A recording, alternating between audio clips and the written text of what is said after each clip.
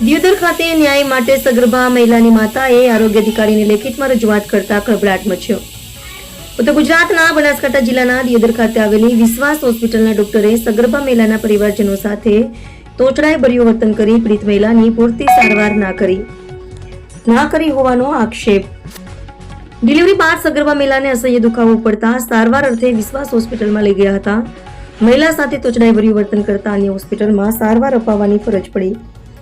દિયોદરમાં વધુ એક ડોક્ટરની બેદરકારીનો કિસ્સો સામે આવ્યો છે, જેમાં દિયોદરની ખાનગી વિશ્વાસ હોસ્પિટલમાં ગાયનેક ડોક્ટરે ડિલિવરી સમયે સગર્ભા મહિલાને ડિલિવરી કરાવ્યા બાદ ટાંકા લીધેલા પણ પૂરતી સારવાર ન કરતા ટાંકા પાકી ગયા હોવાનો સગર્ભા મહિલાના પરિવારજનોએ આક્ષેપો કર્યા છે. જેમાં સારવાર અર્થે ગયેલ મહિલાના પરિવારજનો સાથે પણ ડોક્ટરે તોછડાઈભર્યું વર્તન કરતા ન્યાયની તંત્ર પાસે માંગણીને લઈ સગર્ભા મહિલાના પરિવારજનોએ દિયોદર પોલીસ મથક અને આરોગ્ય વિભાગને લેખિતમાં રજૂઆત કરી છે.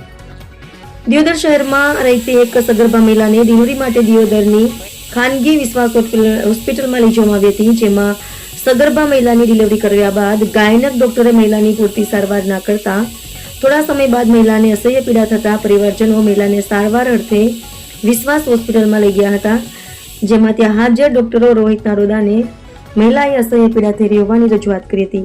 આ બાબતે મીડિયા દ્વારા વિશ્વાસ હોસ્પિટલના ડોક્ટર રોહિત નારોદા સાથે આ બાબતે પૂછતા ડોક્ટરે આ બાબતે જવાબ આપવાનું ટાળ્યું હતું અને કેમેરા સામે કંઈ પણ બોલવાનો ઇનકાર કર્યો હતો.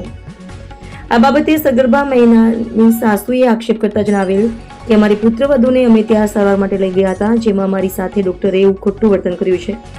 મારી પુત્રવધૂને અસહ્ય પીડા થઈ છે, આવી હોસ્પિટલમાં કોઈએ ના જવું. આ હોસ્પિટલમાં અનેક દીકરીઓને ભોગ બનવું પડશે અને હવે કોઈ દીકરીને લઈને જતા પણ વિચાર કરજો. અમોએ પોલીસ વિભાગને પણ જાણ કરી છે, ત્યારે હવે તંત્ર દ્વારા ન્યાય ક્યારે મળશે તે જોઈ રહ્યું, પરંતુ હાલમાં તો વિશ્વાસ હોસ્પિટલના ડોક્ટર સામે પીડિતાનો પરિવાર ધુણા કરી રહ્યો હોવાનું સામે આવ્યું છે.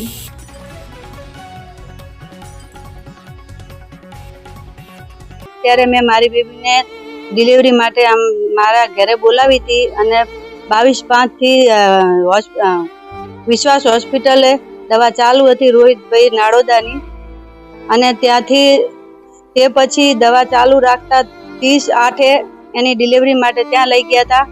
તે તેમણે કહેલું કે દાખલ કરો. દાખલ કર્યા પછી 1 કલાક સારવાર કરી, તે પછી એને નોર્મલ ડિલિવરી નથી થતી, એટલે એમણે ચેકો નીચેના ભાગે ચેકો મારી અને ડિલિવરી કરાવી.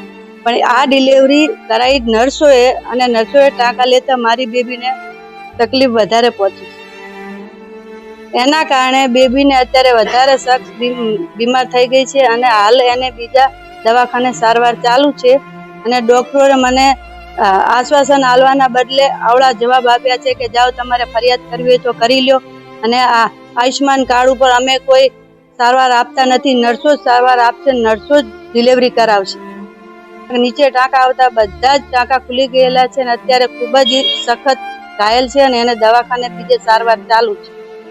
આ બાબતે લઈને મેં ઉચ્ચ કક્ષાએ આને મને કઈ એમ કે આનો કોઈ મને ન્યાય અપાવે સરકાર, અને આ મારી બેબીને અત્યારે હાલત બહુ જ ખરાબ છે અને એને બીજી જગ્યાએ દવા ચાલુ છે. અને આ લોકોએ મને સામે ના બોલવાના જવાબો કર્યા છે કે અમે આ આયુષ્માન કાર્ડમાં કોઈ ડોક્ટર હું સારવાર નહીં આપું, મારી નર્સો જ સારવાર કરશે, પણ નર્સોએ જ લીધા છે.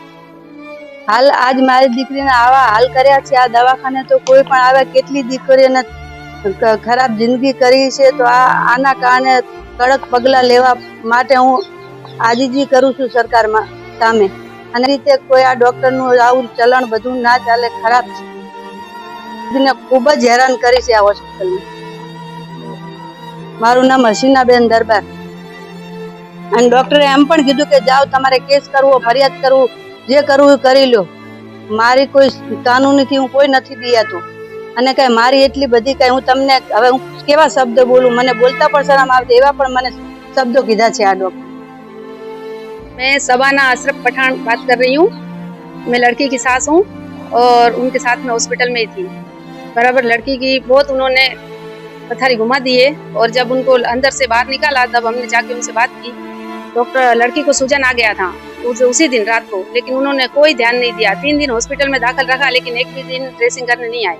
छुट्टी के टाइम पे जब मैंने बात की कि साहब इनको अब छुट्टी दे रहे हो तो आप आके इसका ड्रेसिंग कर लो और देख लो, बोले कोई जरूरत नहीं, ठीक है। घर आने के बाद उसको तकलीफ ज्यादा हुई, फिर हम लेके गए तो फिर 5 दिन के बाद वापस बुलाया। वापस हम कल लेके गए तो उन्होंने बोलना ऐसा हुआ कि हम है ना आयुष्मान कार्ड में कोई सारवार देते नहीं है, बराबर। तो मैंने उनसे ऐसे बोला कि हमारे गांधीधाम में तो मैंने बोला अच्छी से सारवार देते और 3 दिन ड्रेसिंग सब करते कंप्लीट। तो उन्होंने ऐसा बोला कि है ना कि गंदा बोला, मतलब बोलना नहीं चाहिए, लेकिन मैं बता रही हूँ। उन्होंने ऐसा बोला कि अगर ऐसा है ना तो गांधीधाम के डॉक्टर तो आयुष्मान कार्ड वालों को गांठ धोते होंगे, हम नहीं धोते। ऐसा बिल्कुल हमारे सामने बोला और हमारी बहुत बेइज्जती की इन्होंने, लेकिन हम कुछ नहीं कर पाए। हम 2 लेडीज थे साथ में और लड़की स्ट्रेचर पे सोई हुई थी, उसका ड्रेसिंग चालू था। उसकी वजह से हमारे इतना खाली बात करने की वजह से डॉक्टर ने उसको पूरे टाँके काट दिए, ऐसे ही पूरा शरीर खोल दिया है, बराबर। और उसमें रस्सी हो गई है, परू हो गया है, बराबर। और ये डॉक्टर बोल रहे हैं कि अच्छा वो जल्दी लेके आए, नहीं तो इन्फेक्शन होता, लड़की की जान भी जा सकती थी, बराबर। और ऊपर से डॉक्टर ने ये भी बोला अब यहाँ से आप बाहर निकल जाओ, आपसे जो बंद पड़ता है वो आप करो, आप केस भी करोगे तो मेरे को कोई कानून का डर नहीं है। ऐसा सभी ने बोल के हमको डराया धमकाया और हम लड़की को लेके घर पे आ गए। नहीं करते, बराबर। टाँके से चलो, हमको ऐसा लगा नसीब के हिसाब से खुल गए होंगे तो हम इलाज, लेकिन उसने इलाज किया ही नहीं। और ये लड़की के ये सब करने का मतलब ये है कि ये डॉक्टर किसी और मासूम लड़कियों की जिंदगी बर्बाद नहीं करे। कोई भी हॉस्पिटल में जाता हो तो मत जाना, बराबर, नहीं तो पूरी लड़कियों की सब जिंदगी बर्बाद हो जाएगी। कोई ध्यान देते नहीं है उधर।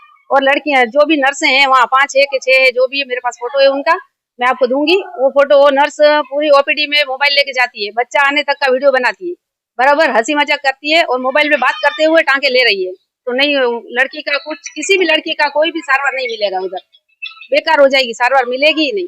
और डॉक्टर ऐसे ही धमकी देते हैं कि जाओ केस कर लो, तो हम गरीब इंसान कहाँ जाएंगे। इसलिए करके हमको ये सब करना पड़ा, नहीं तो हम नहीं करते।